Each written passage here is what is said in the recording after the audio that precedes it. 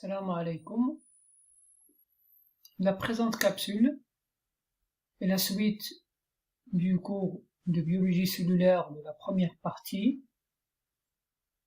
Comme c'est affiché devant nous, nous allons entamer le chapitre 1 de ce cours, intitulé Constituants chimiques de la cellule. Ces constituants, ce sont l'eau, les sels minéraux, les protéines, les lipides, les glucides et les acides nucléiques. Nous allons étudier maintenant un composé de ces constituants, c'est les protéines, et plus particulièrement certaines caractéristiques chimiques et biologiques de ces protéines dans le système cellulaire. Les protéines sont donc des macromolécules organiques, c'est-à-dire des molécules dont la masse molaire est relativement élevée et qui sont formées de carbone, d'hydrogène, d'oxygène et d'azote. Parfois, c'est-à-dire dans certaines molécules, on peut retrouver d'autres éléments comme le phosphore ou bien le soufre. Ces molécules organiques sont constituées d'une succession d'acides aminés que vous connaissez très bien. Les cellules sont en grande partie constituées de protéines, c'est-à-dire qu'ils peuvent représenter plus que la moitié de leur poids sec. Ces molécules organiques peuvent porter des dénominations comme peptides ou protéines. Normalement, on parle d'une protéine lorsque le nombre d'acides aminés est supérieur à 50. Et on parle de peptides lorsque le nombre d'acides aminés est restreint, c'est-à-dire inférieur à 50. Et nous pouvons distinguer des protéines simples et des protéines complexes. Les protéines simples, comme le nom l'indique, sont formées uniquement des acides aminés après hydrolyse. Les protéines complexes sont formées, en plus des acides aminés, d'une partie non protéique. Par exemple, il peut être glucidique. Et on parle à ce moment-là d'une glycoprotéine. Comme il peut être lipidique, et on parle d'une lipoprotéine.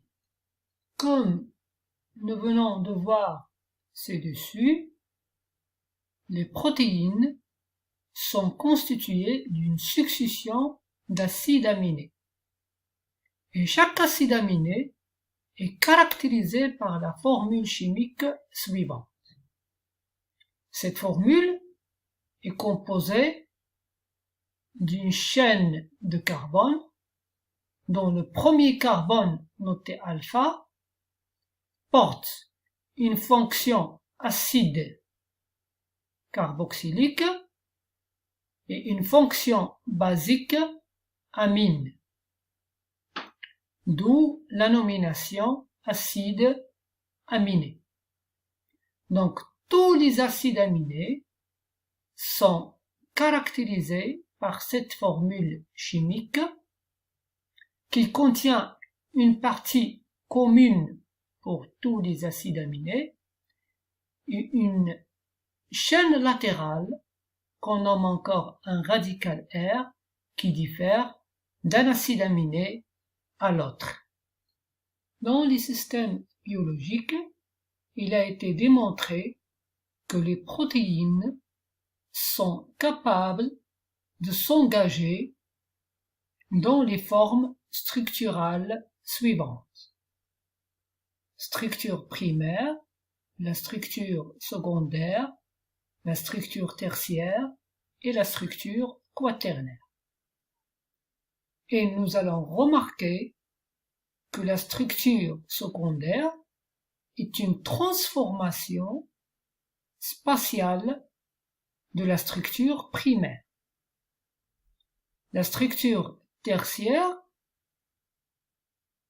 intègre la structure secondaire avec encore des transformations spatiales, ainsi que dans la structure quaternaire intègre la structure tertiaire avec d'autres transformations spatiales.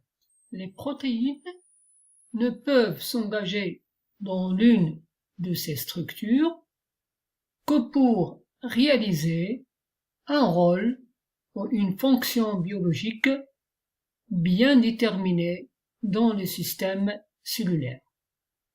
Ainsi, nous avons cité dans ce cours certains intérêts de ces structures protéiniques. Et je commence par la structure standard, c'est-à-dire la structure primaire qu'on retrouve dans toutes les protéines. La structure primaire correspond à la détermination de deux objectifs. Je commence par le dernier. Il permet de déterminer l'ordre d'enchaînement des acides aminés, c'est-à-dire la détermination de la séquence d'acides aminés. Cet ordre est très important dans la formation des chaînes peptidiques, c'est-à-dire quel est l'acide numéro 1, l'acide aminé numéro 1, l'acide aminé numéro 2, l'acide aminé numéro 3, etc. Deuxième objectif, c'est la détermination de la composition chimique de la protéine. Cette composition chimique permet de déterminer le pourcentage des acides aminés et la nature des acides aminés. Pour déterminer la nature des acides aminés, nous avons besoin de leur formule chimique et plus particulièrement de la chaîne latérale de la formule chimique, puisque dans ces formules, on retrouve une partie standard pour tous les acides aminés, c'est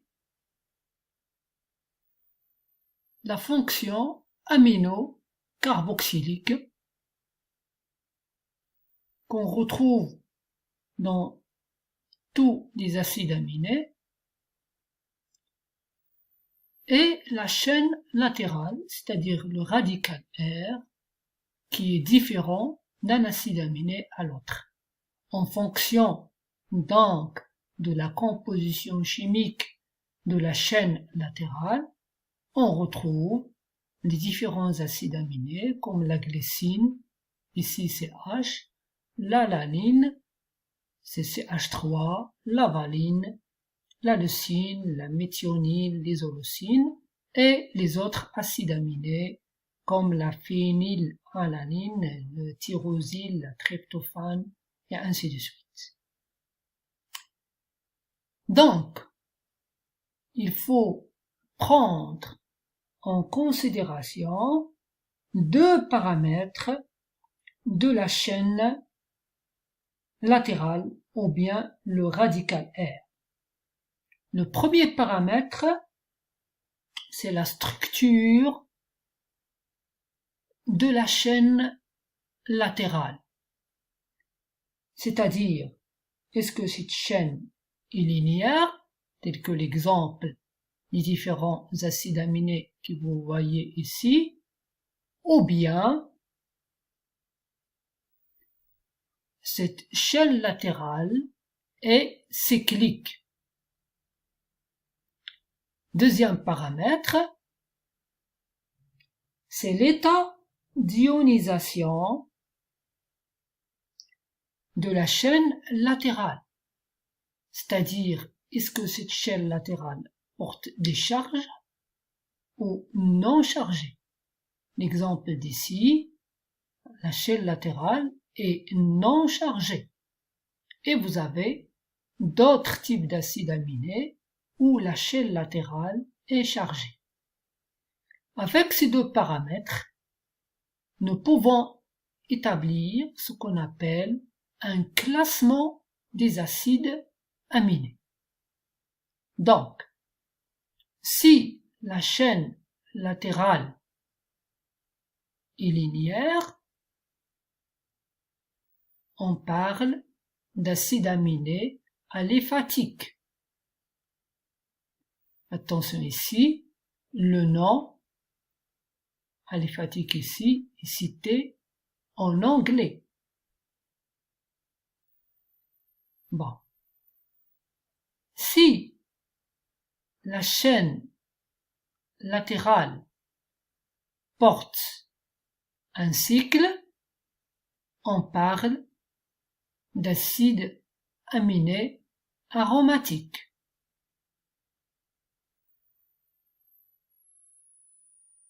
Pour le deuxième cas, le deuxième paramètre, c'est-à-dire l'ionisation de la chaîne latérale, on regarde est-ce qu'il porte une charge ou bien est-ce qu'il est non chargé. S'il est non chargé, tel que l'exemple que nous avons ici, nous avons des acides aminés non polaires, tel que le deuxième exemple que nous avons ici. Par contre, dans le troisième exemple, nous avons ici des chaînes latérales qui sont chargées. À ce moment-là, on parle des acides aminés polaires, c'est-à-dire chargés, soit positivement, donc ce sont des acides aminés basiques, soit négativement, ce sont donc des acides aminés acides. Je résume donc ce que je viens d'expliquer ici avec les deux paramètres de la chaîne latérale. Nous avons établi un regroupement des acides aminés et on distingue ainsi le groupe d'acides aminés non polaires aliphatiques et le groupe d'acides aminés non polaires aromatiques et le groupe d'acides aminés polaires basiques ou chargés positivement et le groupe d'acides aminés polaires acides ou chargés négativement. Par la suite, nous allons expliquer la formation de la liaison peptidique qui s'établit dans la séquence d'acides aminés pour relier chimiquement un acide aminé à l'autre. Cette liaison s'établit entre la fonction carboxylique du carbone alpha du premier acide aminé et la fonction amine du carbone alpha du deuxième acide amine. Avec le départ d'une molécule d'eau, nous avons la formation de la liaison peptidique qui relie entre les acides aminés dans la structure primaire des protéines. Ainsi, le premier acide aminé garde une fonction amine libre, le dernier acide aminé garde une fonction acide libre.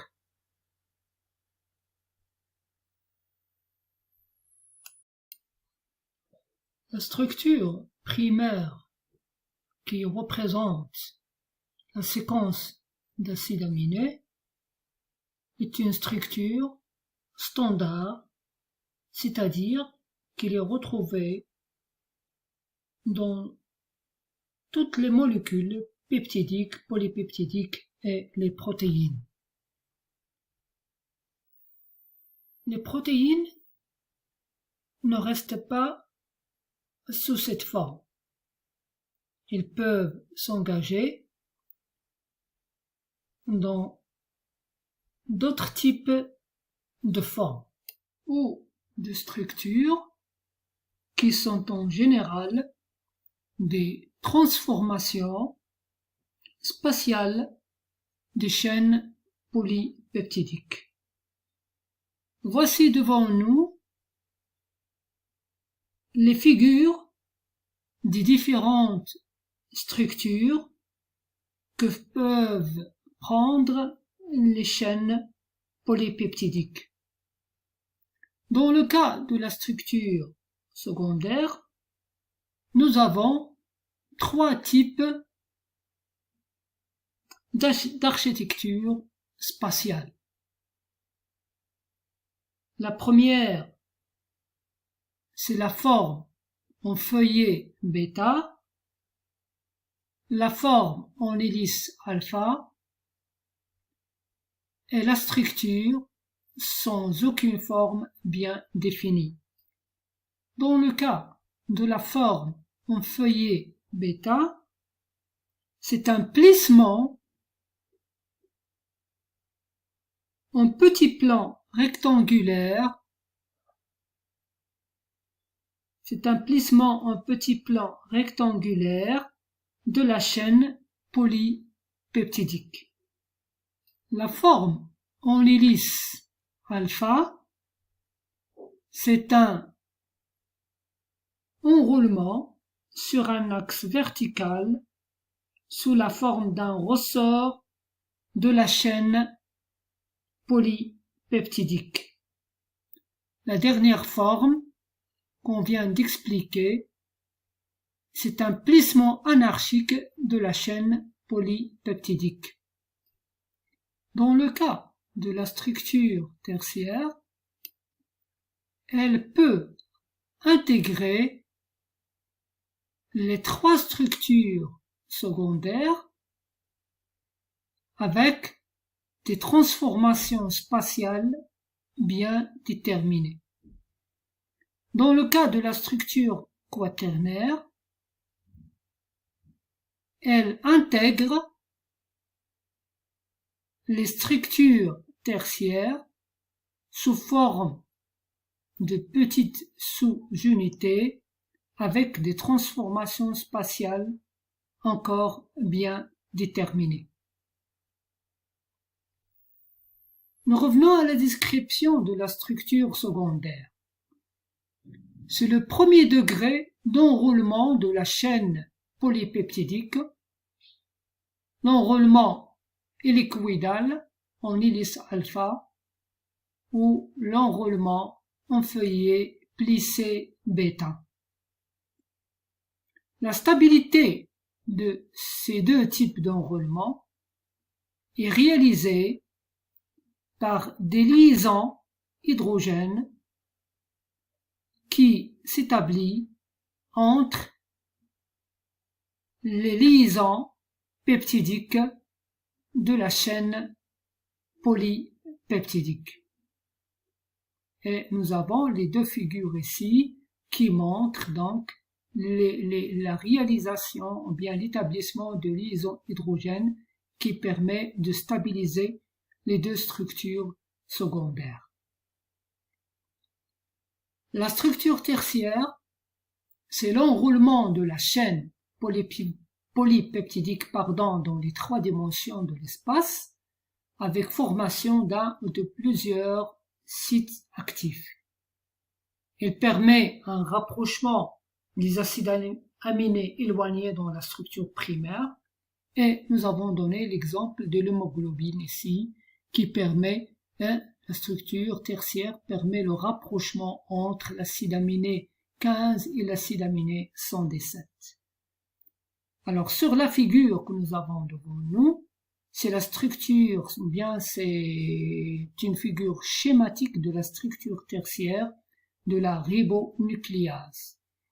Au sein de ces structures, nous pouvons remarquer l'intégration des structures secondaires, ici l'hélice alpha, encore le feuillet bêta, la structure secondaire anarchique sans aucune forme déterminée, avec les extrémités libres, le bout aminé et le bout carboxylique de la protéine. La structure quaternaire correspond à l'association de plusieurs sous-unités protéiques et chaque sous-unité est appelée un monomère ou un protomère. Encore l'exemple de l'hémoglobine qui est constituée de 4 monomères, c'est une protéine tétramérique. Les structures tertiaires et quaternaires sont stabilisées par deux types de liaisons chimiques, les liaisons faibles et les liaisons covalentes. Les liaisons faibles sont des liaisons non stables, chimiquement parlant, et les liaisons covalentes sont des liaisons fortes ou bien des liaisons stables. Nous retrouvons ici les liaisons chimiques impliquées dans la formation de ces structures tertiaires et quaternaires des protéines. Et nous avons 4 types de liaisons qui s'établissent entre les chaînes latérales des acides aminés. Nous avons les liaisons ioniques, les liaisons hydrogènes et les liaisons hydrophobes sont tous des liaisons faibles. Le pont disulfure est une liaison covalente ou bien une liaison forte. Ce pont disulfure s'établit entre la cystéine ou bien entre les molécules de la cystéine qui portent un groupement disulfure au niveau de chaque molécule et qui permet d'établir cette liaison covalente sous forme d'un pont disulfure. On arrive enfin à les principales fonctions des protéines et on distingue 2 rôles principaux. Un rôle structural assuré par des protéines de structure, c'est-à-dire des protéines qui participent à la constitution des tissus, et nous avons ici l'exemple de l'actine et la myosine au niveau des tissus musculaires et la kératine au niveau des ongles et des cheveux. Et c'est une protéine de structure secondaire. Deuxièmement, le rôle biologique assuré par les protéines globulaires de structure tertiaire et quaternaire ou sous forme de peptides. Et on retrouve l'activité hormonale, c'est l'exemple de l'insuline et du glucagon, l'activité de transport, c'est l'exemple de l'hémoglobine dans le sang, l'activité immunitaire, le cas des anticorps, et enfin l'activité enzymatique. Et toutes les enzymes sont des protéines. Je m'arrête là pour les protéines.